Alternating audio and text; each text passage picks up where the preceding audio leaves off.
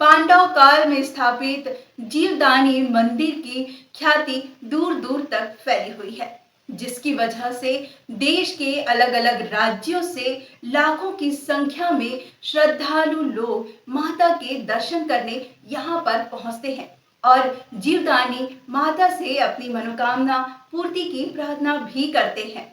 और ये भक्ति से ओतप्रोत भक्तों की भीड़ विशेष रूप से नवरात्रि के अवसर पर देखने को मिलती है। हिंदू, मुस्लिम, सिख, ईसाई सभी धर्मों से जुड़े लोग इस मंदिर में आकर अपनी अपनी मनोकामना माता के सामने रखते हैं। कुछ लोग श्रद्धा से आकर पूजा पाठ करते हैं तो कुछ लोग प्रकृति की अनुपम छटा और शोभा को निहारने मंदिर के पर्वत शिखर पर जाते हैं। प्राचीन काल में मंदिर के गर्भगृह तक पहुंचने के लिए पत्थर की कटीली सीढ़ियां ही एकमात्र विकल्प थी, किंतु कालांतर में जीवदानी ट्रस्ट के माध्यम से यहाँ भक्तों की सुविधा को देखते हुए नई सुगम सीढ़ियों का निर्माण किया गया और विगत कुछ वर्षों पहले यहाँ रेलगाड़ी नुमा रोपवे की भी सुविधा कर दी गई है। जीवदानी मंदिर के विषय में पौराणिक कथा के अनुसार अपनी वन यात्रा के दौरान पांडव शूर्पणखा गांव आए, जो कि आज का काला सोपार शहर है। उन्होंने भगवान परशुराम द्वारा पवित्र किए गए विमलेश्वर के पवित्र मंदिर का दौरा किया और प्रभास की यात्रा पर वैतरणिक नदी के तट पर रुके। वहां उन्होंने वीर तीर्थ के तट पर भगवती एक वीरा की पूजा की और शांति और उद्दत प्रगति को देखकर पास के पहाड़ों में गुफाएं बनाने का फैसला किया। उन्होंने पास के पहाड़ी में कई गुफाएं बनाई, जिसमें से एक गुफा में एक वीरा देवी के योग लिंग की भी स्थापना की एवं उसकी पूजा अर्चना की। उन्होंने उसे भगवती जीवधानी अर्थात देवी जो जीवन का वास्तविक धन है ये कहा। ऐसा करने से पांडवों ने साधुओं के लिए शीर गांव से लगभग 1 मील दूर छोटी छोटी गुफाएं भी बनाई थी, जिन्हें अब पांडव डोंगरी के नाम से जाना जाता है। प्राचीन काल में कई योगी पांडव डोंगरी में रुकते थे और जीवधानी देवी अर्थात जीवदानी देवी के दर्शन करते थे।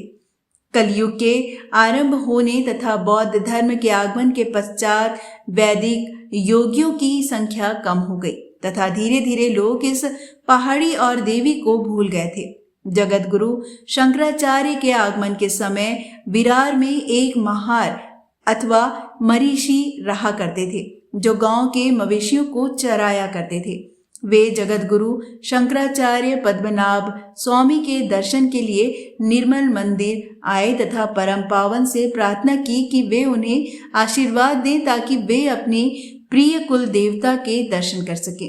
महार की भक्ति से जगत गुरु प्रसन्न हुए तथा उन्हें सलाह दी कि वे जीवधानी की तलहटी में गो माता की सेवा करें तथा उचित समय पर उन्हें अपनी देवी के दर्शन होंगे तथा गोलोक की प्राप्ति होगी।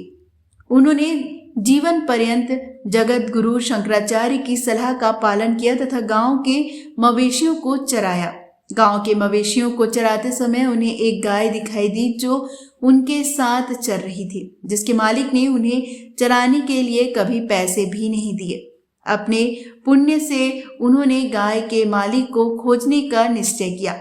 वह गाय के पीछे पीछे जीवधानी पहाड़ी की चोटी पर गया। वहां एक दिव्य आकृति वाली सुंदर स्त्री प्रकट हुई। महार को जगत गुरु शंकराचार्य के वचन याद आ गए और वह समझ गया कि वह कोई और नहीं बल्कि उसकी कुल देवी जीवधानी है।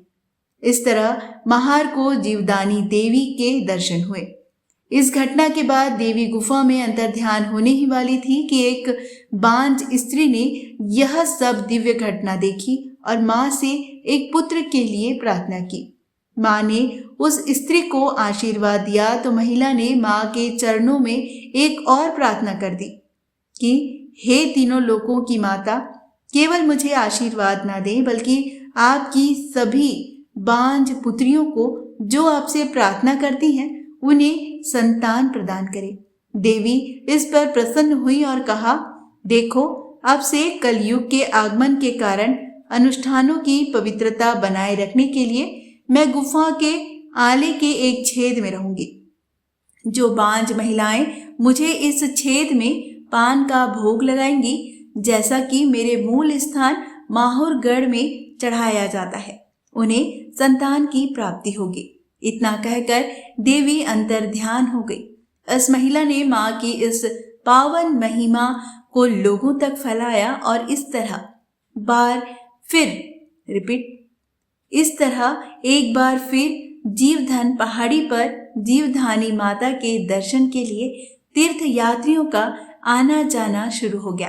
पांडव काल से लेकर आज तक माँ जीवदानी की महिमा अपार है।